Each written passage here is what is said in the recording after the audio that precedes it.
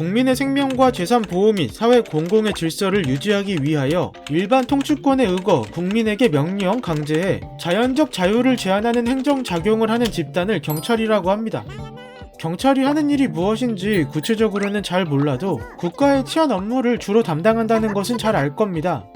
근데 실제 경찰이 출동해서 범인 등을 제압하는 치안 업무를 수행하는 모습을 보는 일은 드문 일이고, 보통은 경찰이 경찰차로 순찰하는 모습이나 검문하는 모습, 신호 정리해주는 모습 등을 보게 됩니다. 오히려 경찰이 범인을 제압하는 장면은 드라마나 영화 등에서 접할 수 있는데, 이런 장면을 연출한 드라마나 영화를 보면 경찰차는 범인 가까이에 접근했을 때도 사이렌을 끄지 않습니다. 덕분에 사이렌 소리를 범인도 들을 수 있고, 이 소리를 들은 범인이 도망가는 상황이 자주 연출됩니다. 이러한 장면을 보면서 왜 몰래 가서 소탕하지 않고 도망가라고 사이렌을 울리는 것인지 궁금하지 않으셨나요? 드라마나 영화라서 그랬던 걸까요? 그렇다면 실제 상황에서는 어떻게 하는지 궁금하지 않으신가요? 저는 의문을 해결하기 위해 경찰청에 관련 내용을 문의해서 답변을 받았습니다. 먼저 경찰차는 도로교통법상 긴급 자동차에 해당하고, 경찰차처럼 사이렌을 울리면서 가는 긴급 자동차 중에는 구급차가 있습니다.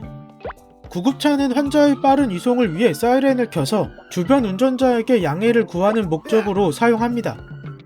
경찰차도 마찬가지로 범인의 빠른 검거를 위해 사이렌을 울리는 것일 텐데, 범인 근처에 가서도 사이렌을 울리는 것을 보면 다른 이유가 있을 겁니다.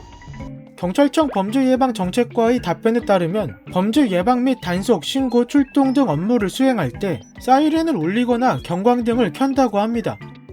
앞서 말했듯이 빠른 출동에 목적이 있고, 상황에 따라서 사이렌을 끄고 가는 때도 있다고 합니다. 사이렌이나 경광등을 켜는 것이 적절하지 않은 상황은 보이스피싱 범인을 검거하는 때와 불법 도박장에 출동할 때 등으로, 이때는 몰래 잠입해 검거한다고 합니다. 추가로 조사한 자료를 참고해보면 폭행, 살인, 강도 사건 등으로 출동할 때 사이렌을 켜주면 범인의 범죄 행위를 멈추게 할 수 있고 도주를 유도할 수 있습니다. 이로써 피해자의 신변 보호를 우선으로 할 수 있습니다. 정말 간이 크지 않고서야 경찰차의 사이렌 소리를 들으면서 범죄 행위를 진행하지는 않을 겁니다. 만약 범인이 도주하더라도 CCTV 등을 이용해 추적할 수 있으므로 걱정하지 않아도 됩니다. 이것이 경찰이 사이렌을 울리며 출동하는 이유입니다. 궁금증이 해결되셨나요?